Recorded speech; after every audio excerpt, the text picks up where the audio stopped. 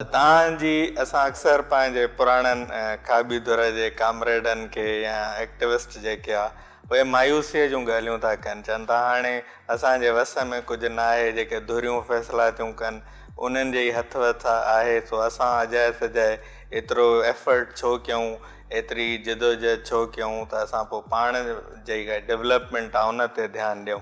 पर जेका समाज में तॾहिं बि जीअं मां भिटाई चयो न ससुए खे त रिड़ंदी रह, कोशिशि कंदी रह, त तव्हां में इहा जेका उमेद परस्ती आहे इन जो कारण छा आहे या इनखे तव्हां कीअं था बयानु कयो? न, मां ॾिसां थो त बहितरी थिए पई। मां पर्सनली ईअं ॾिसां थो, छाकाणि ॾिसो दुनिया खे ॾिसंदो न, जंहिंजे असां मुल्कनि जी ॻाल्हि था कयूं, अमेरिका, यूरोप, उहे 300 साल पुराणियूं डेमोक्रेसी आहिनि। जेकॾहिं तव्हां पढ़ो किताब त उते बि 1950 खां पोइ तब्दीलियूं आयूं। 1950 में बि जॾहिं का छोकिरी या को पंहिंजो अफ्रीकन या कारो चइजे, बहरहाल मां चवणु घुरिजा न ईअं, जॾहिं वेंदो मेडिकल यूनिवर्सिटी में त माण्हू चवंदा हीउ काॾों अची विया यार, 1950 ताईं इहो। त उते बि 200 150 साल गुज़री विया, उनखां पोइ वञी उते बहितरी आई। त मां ईअं सम्झां थो त एतिरो टाइम लॻी थो वञे, असां सिलो आहियूं पर असां बहितरी ॾे वञूं था ऐं असांखे मायूस न थियणु खपे, मां ईअं सम्झां थो।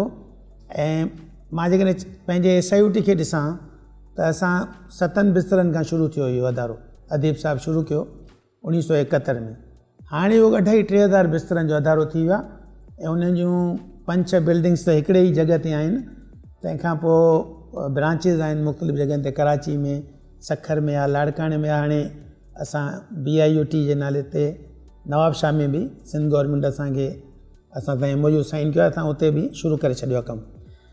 ऐं ईअं ॾिसो सखर में अदारो शुरू थियो, या NICVD खे तव्हां ॾिसो, हिकिड़ो ई अदारो हूंदो दिलि जो। ईअं यूनिवर्सिटीज़ खे ॾिसो, माण्हुनि जे पढ़ण खे ॾिसो, मेडिकल कॉलेज असां वटि केतिरा हूंदा, हथनि ते आङुरियुनि ते गिणण जेतिरा हूंदा। त इहे अदारा ठहनि पिया, माण्हू पढ़नि पिया, माण्हू अवेयर थियनि पिया, उनमें मीडिया जो रोल बि आहे तमामु घणो आहे।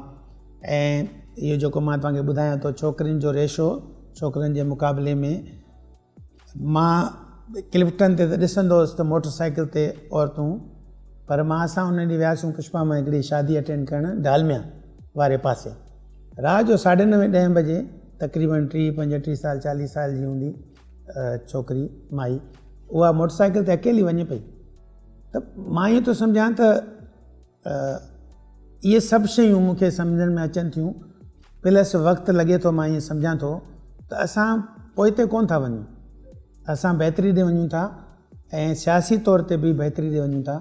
पहिरियों दफ़ो हुकूमत नो कॉन्फिडेंस सां वई, न त अॼु ताईं ईअं कोन थींदो न, ॿियनि तरीक़नि सां वेंदियूं हुकूमतूं। पहिरियों दफ़ो इहो थियो आइनी तरीक़ो न, ठीकु आहे, नो कॉन्फिडेंस, ठीकु आहे, हुनमें कुझु अरेंजमेंट्स थिया हूंदा, पर चवण जो मक़सदु इहो त मां ईअं सम्झां थो ज़ाती तौर ते त असां बहितरी ॾे वञूं पिया।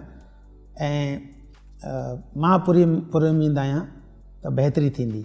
न, बिल्कुलु। ऐं इहा मस्बत सोच ई आहे जेका माण्हूअ खां कोशिशि बि कराए थी ऐं सही रुख में सफ़र थी कराए।